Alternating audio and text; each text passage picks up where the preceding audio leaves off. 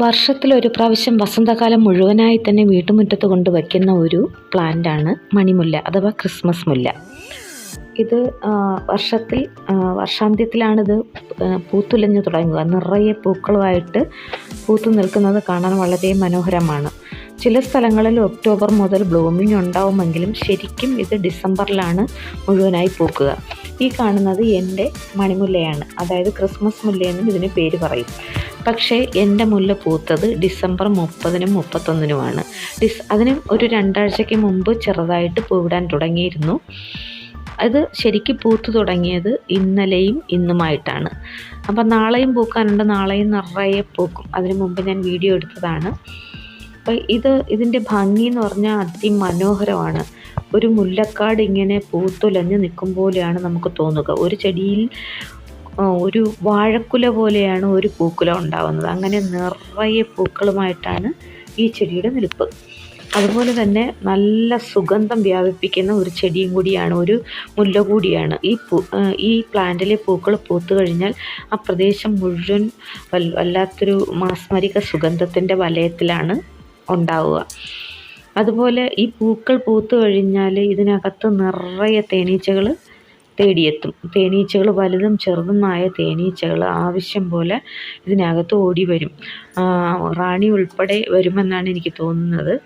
അത്രയ്ക്ക് ഈ പൂവിൽ നിറച്ച് തേനീച്ചകൾ ഇരിക്കുന്നുണ്ടാവും.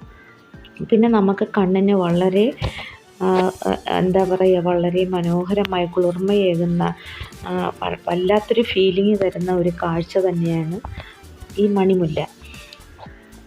ഞാൻ ഈ മണിമുല്ല നട്ടിട്ട് എല്ലാവരും പറയും 6 മാസത്തിനകം പൂക്കളുണ്ടാവുമെന്ന്. പക്ഷേ എനിക്ക് 2-ാം വർഷത്തിലാണ് പൂവുണ്ടായപ്പോൾ ഇത്രയധികം പൂവുണ്ടായി. ആദ്യം ഞാനൊരു ചെടിച്ചട്ടിയിലാണ് വെച്ചിരുന്നത്. ഷെയ്ഡുള്ളൊരു ഭാഗത്തായിരുന്നു കുറച്ച് നാളിരുന്നത്. അപ്പോൾ വലിയ ഗ്രോത്ത് ഒന്നും കണ്ടിരുന്നില്ല. പിന്നീട് ഞാനിത് ചെടിച്ചട്ടിയിൽ നിന്ന് മാറ്റി ഗേറ്റിൻ്റെ സൈഡിലായിട്ട് നല്ല സൂര്യപ്രകാശം കിട്ടുന്ന സ്ഥലത്ത് തറയിൽ ഇതിനെ മാറ്റി നടുകയാണ് ചെയ്തത്. മാറ്റി നട്ട് 1 മാസങ്ങൾക്കകം തന്നെ ഇത് വല്ലാതെ പന്തലിച്ചങ്ങ് വല്ലാതെ സ്പ്രെഡായി കയറി. അപ്പം ഞാൻ ഗേറ്റിൻ്റെ മുകളിൽ കൂടി ഒരു ആർച്ച് ഉണ്ടാക്കി കൊടുത്ത് കയറ്റി വിടുകയാണ് ചെയ്തത്. ഇപ്പോൾ ഈ കാണുന്നത് ആർച്ചിൻ്റെ മുകളിലുള്ളതാണ്. എനിക്ക് ക്യാമറ കൊണ്ട് മുകളിലേക്ക് ഉള്ള പൂക്കളൊക്കെ എടുക്കാൻ പറ്റുന്നില്ല. അത്രയ്ക്ക് വളഞ്ഞു നിൽക്കുന്ന ആർച്ചിൻ്റെ പുറത്താണ് ഈ പൂക്കളിങ്ങനെ കാണുന്നത്. പിന്നെ ഇതിൻ്റെ ഒരു പ്ലാന്റിങ് എന്ന് പറയുന്നത് സാധാരണ നമുക്ക് ഇതിൻ്റെ വള്ളികളാണ്. ഇതൊരു ക്രീപ്പറാണ്, പടർന്ന് കയറിപ്പോവും. ബ്രാഞ്ചുകൾ വെച്ച് കഴിഞ്ഞാൽ ഒത്തിരി ബ്രാഞ്ചുകൾ ഇതിനുണ്ടാവും. പൂക്കളുടെ കാലം കഴിഞ്ഞിട്ട് ഒതുക്കി വീണ്ടും പ്രൂൺ ചെയ്ത് കൊടുത്താൽ വളരെ ഭംഗിയായി അടുത്ത ഒരുപാട് ബ്രാഞ്ചസ് ഉണ്ടായി വീട് നിറയെ ഈ പൂ കൊണ്ടൊരു അഭിഷേകം തന്നെയായിരിക്കും. ഇതിൻ്റെ പ്ലാന്റ്സ് നടുക എന്ന് പറഞ്ഞാൽ വള്ളികൾ നമ്മൾ മുറിച്ചെടുത്ത് നേരെ കുത്തി വയ്ക്കാതെ മണ്ണിൽ ചരിച്ചിട്ട് മണ്ണിട്ട് കൊടുത്ത് വെച്ച് കഴിഞ്ഞാൽ ഇതിൻ്റെ വള്ളികൾ നമുക്ക് പുതിയ തൈകൾ ഉണ്ടാക്കിയെടുക്കാം. അതുപോലെ തന്നെ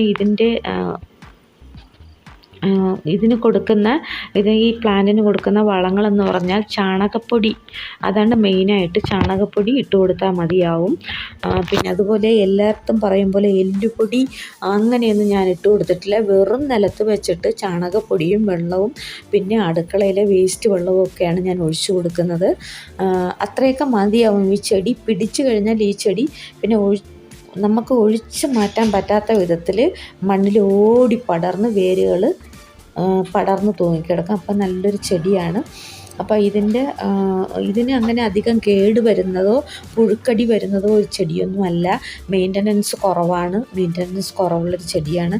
അതുകൊണ്ട് നമുക്ക് ഈസി ആയിട്ട് വളർത്തി മുകളിലേക്ക് കയറ്റി വിടാൻ പറ്റുന്ന മതിലൊക്കെ ഉണ്ടെങ്കിൽ മതിന്മേലൊക്കെ കയറ്റി വിട്ട് കഴിഞ്ഞു കൊടുത്താൽ, അല്ലെങ്കിൽ കയറ് കെട്ടി മതിലിന്മേൽ നിന്ന് വീട്ടിൻ്റെ മുകളിലേക്ക് കയറ് കെട്ടി കൊടുത്താലൊക്കെ വളരെ വേഗത്തിൽ തന്നെ ഒരു 3 വർഷം കൊണ്ട് തന്നെ വീടിൻ്റെ ചുറ്റാകെ നമുക്ക് ഈ ചെടി പന്തലിപ്പിച്ച് മനോഹരമാക്കി പൂടുന്ന കാലത്ത്, ബ്ലൂം ചെയ്യുന്ന കാലത്ത് ഇത്രയും കാണാൻ ഭംഗിയുള്ള ഏതോ ഒരു ലോകത്ത് നിൽക്കുന്നത് കാണും. പിന്നെ ഇതിൻ്റെ മൊട്ടുകൾ ഇങ്ങനെയാണ് ആദ്യം വരുന്നത്. കുനുകുനുള്ള മുത്തുകൾ പോലെ ഇങ്ങനെ കൊലകൊലയായിട്ട് ഇങ്ങനെ തൂങ്ങിക്കിടക്കും. അതായത് ഞാൻ നേരത്തെ പറഞ്ഞ പോലെ കുല ഉണ്ടാകുന്നത് പോലെയാണ് ഇതിൻ്റെ പൂ വിരിഞ്ഞു കഴിഞ്ഞാൽ. അങ്ങനെയാണ് ഇതിൻ്റെ പൂവിൽ ഒരു കൊലയിൽ തന്നെ ഒരു 10, 50,000 പൂക്കളുണ്ടെങ്കിലും ഉണ്ടാവും. അത്രത്തോളം തേനീച്ചകളെയും എല്ലാത്തിനെയും ആകർഷിക്കുന്ന ഒരു ചെടി കൂടിയാണ് സർവ്വസുഗന്ധം. ഈ പൂക്കുന്ന സമയത്ത് വീട് നിറയെ, വഴിയോരം നിറയെ സർവ്വസുഗന്ധം വ്യാപിപ്പിക്കുന്ന ഒരു ചെടിയാണ്. അപ്പോൾ താല്പര്യമുണ്ടെങ്കിൽ നിങ്ങൾക്കും ഈ ചെടികൾ വീട്ടിൽ വെച്ച് വളർത്തി കയറ്റി വിട്ട് മനോഹരമായ ഒരു കാഴ്ച കാണാനാവും ഒരു വർഷം കഴിയുമ്പോൾ. അപ്പോൾ ഈ പൂക്കാലം കഴിയുമ്പോൾ നമ്മളിത് പ്രൂൺ ചെയ്ത് കൊടുക്കും. പക്ഷേ പൂവിന് അധികം ലൈഫില്ല. ഇന്ന് വിരിയുന്ന പൂ നാളെ കൊഴിയും. അങ്ങനെയാണ് ഇതിൻ്റെ ഒരു രീതി. അതുപോലെ തന്നെ കൊലകളെല്ലാം ഓൾമോസ്റ്റ് ഒരുമിച്ച് പൂക്കുമെങ്കിലും അവിടെയായി കൊലകൾ വീണ്ടും പൂക്കാനുണ്ടാവും. അപ്പോൾ ഒരേ സീസണിൽ തന്നെ പല പ്രാവശ്യമായിട്ടാണ് നവംബർ, ഡിസംബർ, ജനുവരി മാസങ്ങളിൽ പല സമയത്താണ് എല്ലാ കൊലകളും പൂക്കുക. അപ്പോൾ കുറച്ച് കൊലകൾ പൂത്താൽ തന്നെയും ഒരുപാടൊരു ജണ്ട് ഇപ്പം ഇങ്ങനെ നിരത്തി കുത്തി വെച്ചതുപോലെയാണ് നമുക്ക് തോന്നുക. അല്ലെങ്കിൽ കൂമ്പാരം കൂട്ടിയിട്ട കണക്കാണ് നമുക്ക് തോന്നുക. അങ്ങനെയാണ് ഇതിൻ്റെ പൂക്കൾ വിടരുന്നത്. അപ്പോൾ നല്ലൊരു ചെടിയാണ്, വീടിന് ഏറ്റവും മനോഹരമായ ഭംഗി കൊടുക്കുന്ന ചെടിയാണ്. പക്ഷേ ഒറ്റൊരു കാര്യം, വർഷത്തിലൊരു പ്രാവശ്യം മാത്രമേ ഇത് പൂക്കാറുള്ളൂ. പൂവിന് ലൈഫ് കുറവാണ്. പൂക്കുന്ന സമയത്ത് ഒരാഴ്ചയോളം ഇങ്ങനെ പൂത്തുകൊണ്ടിരിക്കും. മൂത്ത മൊട്ടുകൾ പൂവിടും, പിന്നെ ഇളയ മൊട്ടുകൾ പിന്നീട് പൂവിടും. അങ്ങനെ ഏതാണ്ട് ഒരു 10 ദിവസക്കാലത്തോളം ഇങ്ങനെ പൂക്കൾ ഇതിനകത്തുണ്ടാവും. പക്ഷേ ഇന്ന് പൂക്കുന്ന പൂ നാളെ ഉണ്ടാവില്ല, പുതിയ പൂവായിരിക്കും ഉണ്ടാകുക. അപ്പോൾ എല്ലാവരും ഈ ഒരു ചെടി വാങ്ങി വയ്ക്കുക. ആവശ്യക്കാർക്ക് ചെടികൾ ആവശ്യമുണ്ടെങ്കിൽ ഇത് തൈയാക്കി അയച്ചു കൊടുക്കുന്നതാണ്. അപ്പോൾ ആവശ്യമുള്ളവർ ബന്ധപ്പെടുക. കമൻറ്റ് ബോക്സിൽ കമൻ്റ് ഇടുക.